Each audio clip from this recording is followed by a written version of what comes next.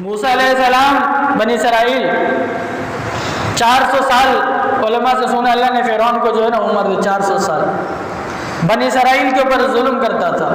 کیا ظلم کرتا تھا؟ عورتوں کو غلام بنایا ہوا ہے, عورتوں کو محل میں غلام بنایا ہوا ہے بنی اسرائیل کی, مردوں کو باہر غلام بنایا ہوا ہے. سارا کھیتی باڑی فیکٹری باہر کا جتنا کام ہے سارا مردوں سے کرواتا. کتنی مزے کرتے. اور 70,000 بچے قتل کروا دی. کتنے بچے؟ 70,000 بچے قتل کروا دیے فرعون نے. ایک دو نہیں, 70,000.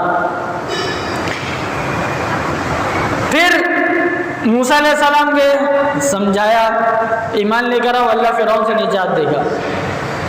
بنی اسرائیلی ایمان لے کر آ گئے. بنی اسرائیلی ایمان لے کر آ گئے ہماری طرح, جیسے ہم ایمان والے ہیں, ایمان لے کر آ گئے. لیکن فرعون کا ظلم ختم نہیں ہوا, اس کا ظلم جاری ہے.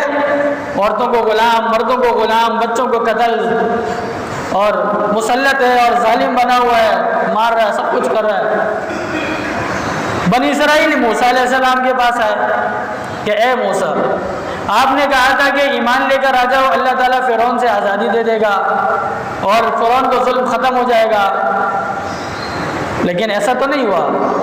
تو موسیٰ علیہ السلام نے اللہ سے کہا, اللہ نے کہا آپ بنی اسرائیل کو سمجھائیں کہ صرف زبانی مسلمان نہ بنیں, بلکہ اپنی زندگیوں کو تبدیل کریں. کیا کریں؟ اپنی زندگیوں کو تبدیل کریں. بنی اسرائیل ہم سے زیادہ سمجھدار تھے, ہم سے زیادہ عقل مند تھے. بنی اسرائیلیوں نے فوراً سے اپنی زندگیوں کو کیا کیا؟